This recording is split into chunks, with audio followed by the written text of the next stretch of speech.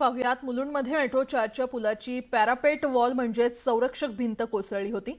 अपघातात एकाचा जागीच मृत्यू झाला तर जखमींची प्रकृती चिंताजनक आहे। या प्रकरणी महत्त्वाची अपडेट आता समोर आली आहे। वेल्डिंग लेबरच्या चुकीमुळे अपघात झाल्याची माहिती तपासातून समोर आल्याचं सूत्रांनी सांगितलंय। कामगारांना चुकीचं वेल्डिंग कट केल्यामुळे पॅरापेट वॉलचा काही भाग कोसळल्याचं बोललं जातंय। या प्रकरणी कामगार राम आशिष आणि देखरेख करणारा कन्सल्टन्सीचा अधिकारी साई सुरेश दोघेही फरार असल्याची माहिती पोलिसांनी कोर्टात दिली आहे। दरम्यान या प्रकरणात आतापर्यंत 5 जणांना अटक करण्यात आली आहे तर मॅनेजर, सुपरवायझर, इंजिनियरसह कामगारांवर गुन्हे दाखल करण्यात आले आहेत। तसंच 2 कंपन्यांशी संबंधित अधिकाऱ्यांवर कारवाई केली आहे। यासोबतच मिलन इन्फ्राला 5 कोटींचा दंड लावण्यात आलाय। कन्सल्टंट लुई बर्गर कंपनीला 1 कोटी रुपये दंड लावण्यात आलाय। एक्झिक्युटिव्ह इंजिनियर सत्यजित साळवे यांना निलंबित करण्यात आलंय। 10 सेकंद 10 बातम्या। प्रायोजक डिफेन्स करिअर अकॅडमी। युवक युवतींनो, भारतीय सैन्यात घडवा अभिमानास्पद करिअर। आणखी काही आठवडे ओला उबर चालकांना अधिकृत टिप नाहीच। ॲग्रिगेटर धोरण लांबणीवर। प्रस्ताव पुन्हा विधी आणि न्याय विभागाकडे जाणार। आजपासून नवी दिल्लीत एआय इम्पॅक्ट समिट 45हून अधिक देशांचं शिष्टमंडळ सहभागी होणार। पंतप्रधान मोदींच्या हस्ते होणार उद्घाटन। केदारनाथसह चारधाम यात्रेची तारीख जाहीर।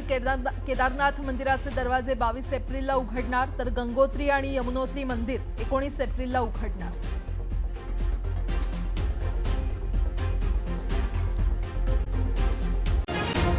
टॉप 18 प्रायोजक केसरी टूर्स। केसरी, एक अविस्मरणीय अनुभव।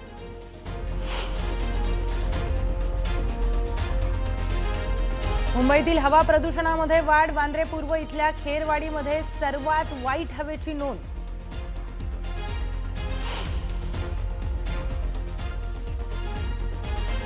मुलुंड दुर्घटनेला MMRDAला जाग। वडाळा, कासार, वडवली मेट्रो 4 संपूर्ण मार्गाची 3 दिवस होणार सखोल पाहणी। विशेष पथकाची केली नियुक्ती।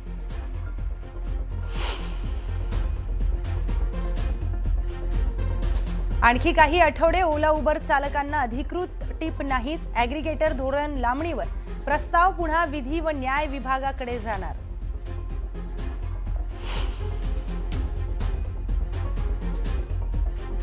RTE अंतर्गत 25% प्रवेश प्रक्रियेसाठी पालकांना आता केवळ 10 शाळांचीच निवड करता येणार।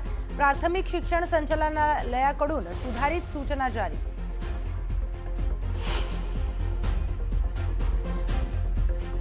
आजपासून नवी दिल्लीमध्ये एआय इम्पॅक्ट समिट 45हून अधिक देशांचं शिष्टमंडळ सहभागी होणार। पंतप्रधान मोदींच्या हस्ते होणार उद्घाटन।